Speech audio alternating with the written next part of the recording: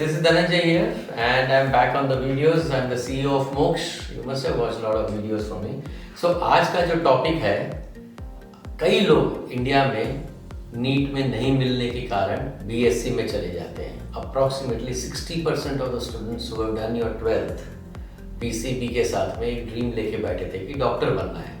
But then ultimately they are found to be doing BSc Bio या BSc Chemistry या BSc Biochemistry, ऐसा कुछ भी करने को राजी हो जाते हैं, इंडिया में बैठ जाते हैं, भूल जाते हैं कि असली जो अपना ड्रीम था वो डॉक्टर बनने का था.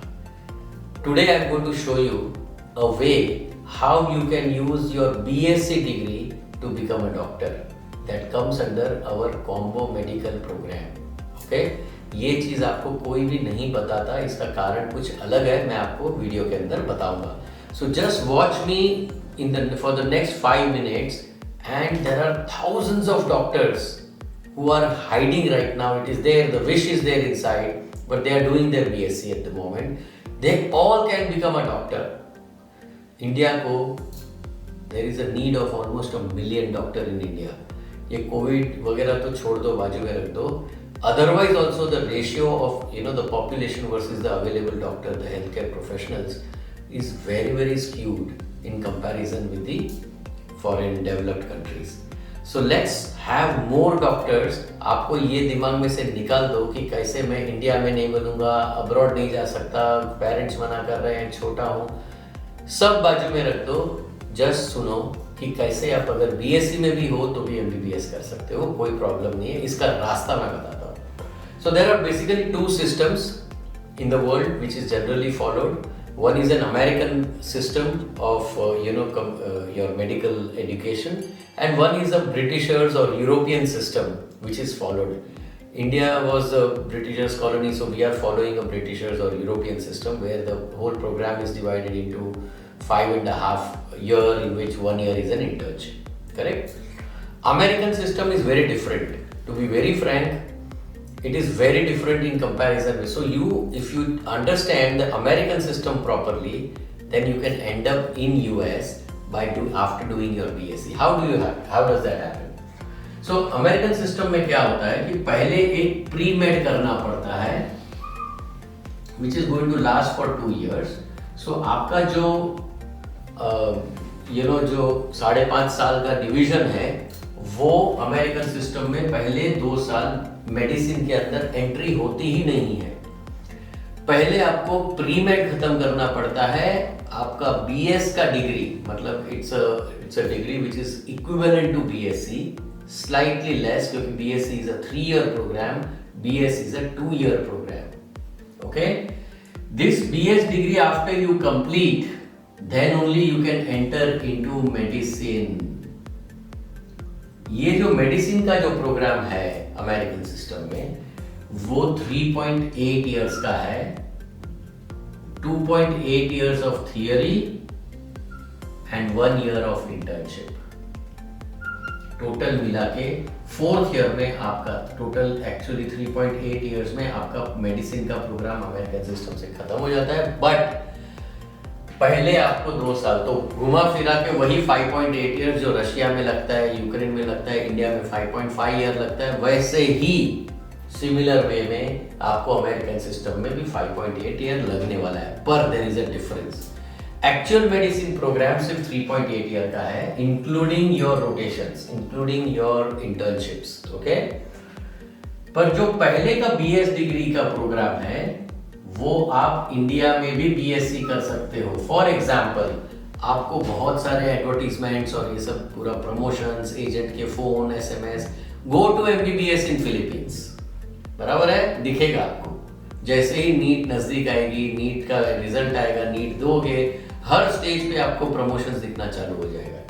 MBBS in Philippines. वो एजेंट क्या बोलेगा, आप ये एमबीबीएस के प्रोग्राम में चले जाओ, आपको पहले साल में यहाँ पे 6 लाख रुपया देना पड़ेगा. वो ये नहीं बोलेगा ये बीएस का प्रोग्राम है फिर आपको एंट्री लेनी है एमबीबीएस की, ऐसा कुछ नहीं बोलने वाला. आप अपना अवेयरनेस क्लियर करो कि फिलीपींस में अमेरिकन सिस्टम है, वो मेडिसिन से शुरू ही नहीं होता है, वो बीएस से शुरू होता है. आपका जो एडमिशन लेटर भी आता है वो बीएस साइकोलॉजी करके आएगा.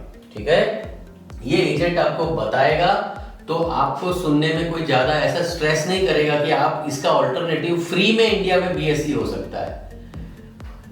हो सकता है कि 1 साल ज्यादा लग जाए, ठीक है ना, पर इंडिया में क्योंकि 6 लाख रुपया एजेंट लेता है, 3 लाख रुपया अपने जेब में डालता है, बाकी का 3 लाख में वहां पे बीएससी होता है, समझ गया। और वहां जाके जो खर्चा पानी, जो खाने पीने का, living cost, all that things that cost you around 3 to 4 lakhs in 2 years. So ultimately you end up spending 10 lakh rupees for a degree which is of no worth. There is absolutely no necessity to do BS in Philippines. You can actually do BSc in India. I'm sorry. आराम के साथ में free में BSc कर लो, कोई दिक्कत नहीं है। अब दूसरी चीज जो एजेंट छुपाएगा आपसे, आपको डायरेक्ट मेडिसिन में एडमिशन नहीं मिलता। There is an entrance exam which is called NMAT over there. इसका मतलब है कि आपने 10 लाख रुपया खर्चा भी किया, फिर भी कोई गारंटी नहीं है कि एमबीबीएस में आपकी एंट्री होने वाली है। आप बोलोगे सर तो एजेंट तो चुना लगा रहे हैं, कुछ बताते नहीं है हमको।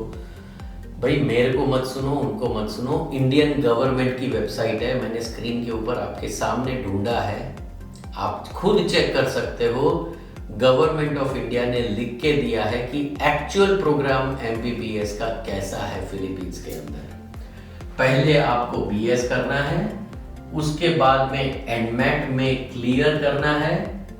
आप बिलीव नहीं करोगे, पूरा पढ़ो, 800 बच्चे अगर बीएस में जाते हैं तो उसमें से सिर्फ 200 इधर आते हैं एमबीबीएस में, बाकी के 600 बीएस का डिग्री लेके इंडिया वापस आते हैं, क्योंकि एनमैट में सारा स्टूडेंट्स को मिलता नहीं है एडमिशन। वो एजेंट बोला अरे बहुत ईजी एग्जाम है, मैं मैनेज कर दूंगा, मेरे हाथ में है सब कुछ, जैसे एनमैट वो चलाता है। ये सब फालतूगिरी मत सुनो, खुद का दिमाग लगाओ। Don't come under though, because they are experienced agents. They have already fooled 1,000 students in India. Do you want to follow that? Do you want to become a victim of all this? Or you want to do your own research, self-realize it, ask questions कि भाई मैं जाऊंगा तो BS करने क्यों जाऊं? मैं जाऊंगा तो क्या एनमैट पास करूंगा? उसकी गारंटी आप लिख के दोगे मुझे? और क्या गारंटी है कि एनमैट के बाद में मुझे MBBS मिलेगा? इससे अच्छा ऑल्टरनेटिव मोक्ष में आओगे, आपको बोलेगा भाई ये 6 लाख रुपए का खर्चा मत करो, चुपचाप अपना बीएससी ले लो। बीएससी लेके आप एनमैट का कोचिंग दे देंगे हमको, आप लोगों को मोक्ष दे देगा। There are 3 batches which are running right now for NMAT examination coaching. One is for the fresh people which is a slow pace study of NMAT. Second is for second year NMAT BSc students, and third is for the third year BSc students, which is a intensive course of NMAT. So that you are very sure, मैं अगर Philippines में जाने का सोचूंगा, American system में अगर मैं पढ़ूंगा, तो मैं बीएससी यहीं करूंगा, मेरा पैसा बचा लूंगा, एनमैट की प्रिपरेशन यहीं पे करूंगा, यहाँ से मैं एग्जाम देने के लिए जाऊंगा, जिस दिन जाऊंगा तभी पास होगा। 30 डेज में आपका एग्जामिनेशन का रिजल्ट वगैरह आ जाता है, और वो खत्म करके मैं डायरेक्ट एमबीबीएस में चालू कर दूंगा। साल में 2 बार एनमैट होती है, there is absolutely no problem. अक्टूबर में भी होती है, डेट्स रिलीज करते हैं, मार्च में भी होती है, फरवरी या मार्च में, कभी कभी अप्रैल में होती है। So they release those dates just like NEET होती है, वहाँ पे एनमैट होती है। जब तक आप एनमैट क्लियर नहीं करोगे तब तक आपको यहाँ से एंट्री नहीं है। बिलीव नहीं करोगे, इंडिया से हजारों स्टूडेंट्स को ये सब बताए बिना भेज दिया जाता है, उसको पता ही नहीं होता है मैं बीएस में हूँ, मैं एमबीबीएस में हूँ। क्या करने जा रहा है? एमबीबीएस करने जा रहा हूँ। कहाँ जा रहा है? फिलीपींस। जाता है किसमें? बीएस में। कोई जरूरत ही नहीं है उस प्रोग्राम करने की। आप बोलोगे सर यहाँ पे 2 साल लग जाते हैं, यहाँ पे 3 साल लग जाते हैं। भाई सेफली 10 लाख रुपया बचा के शांति से, कोविड का टाइम है, पेरेंट्स के पास पैसा कम है, सब तकलीफों में से जा रहे हैं, आप अपना करियर आराम के साथ में, वो जो 10 लाख रुपया है मैं बोल रहा हूं यहाँ पे यूज करो, और आप यूएसएमएलई का तैयारी करो, स्टेप 1 और 2C के। ये टोटल कोर्स का खर्चा सिर्फ 6.5 लाख रुपया है। Can you imagine?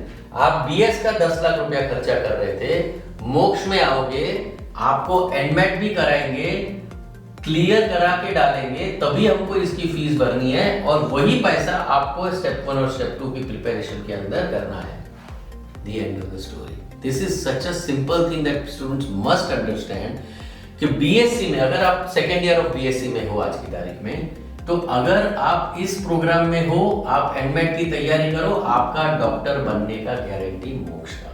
So guys, there are 4 type of students, you know, who leave up their dreams actually, कि भाई मुझे अभी मैं डॉक्टर बन नहीं सकता। ये कौन से 4 टाइप के स्टूडेंट्स हैं? पहला ऐसा स्टूडेंट है जो सोचता है अनक्वालिफाइड हो गया, अब मैं नहीं जा सकता सर, मेरे को पेरेंट्स तो फॉरेन जाने के लिए मना करेंगे, अब क्वालिफाई होना जरूरी है, बीएससी में चला जाता हूँ। Depression, no need. बीएससी में चले जाओ, डॉक्टर बनने का सपना मत छोड़ो। आपको अनक्वालिफाइड हो, बीएससी में जा सकते हो, आपको एडमेट का तैयारी मोक्ष कराएगा बीएससी के अंदर। अगले साल जब आप बीएससी के अंदर पढ़ रहे हो, तभी आपको नीट का रिपीटर बैच पूरा अपने मोक्ष की तरफ से एब्सोल्युटली फ्री ऑफ कॉस्ट है फॉर एवरी एडमेट। मोक्ष gives you guarantee that you will qualify.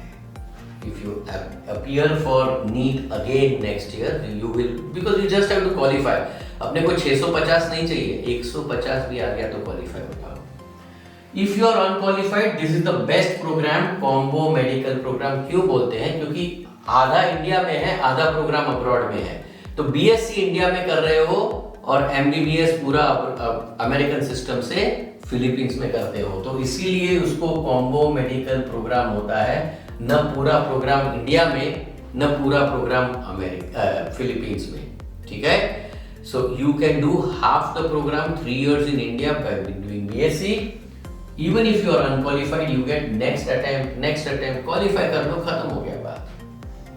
कभी कभी स्टूडेंट्स ऐसा होता है कि आप ऑलरेडी बीएससी में हो, सेकेंड ईयर में हो, थर्ड ईयर में हो, पर आप अभी आपने छोड़ दिया कि डॉक्टर नहीं बन सकता, वापस नीट नहीं देना, अभी मैं थक गया।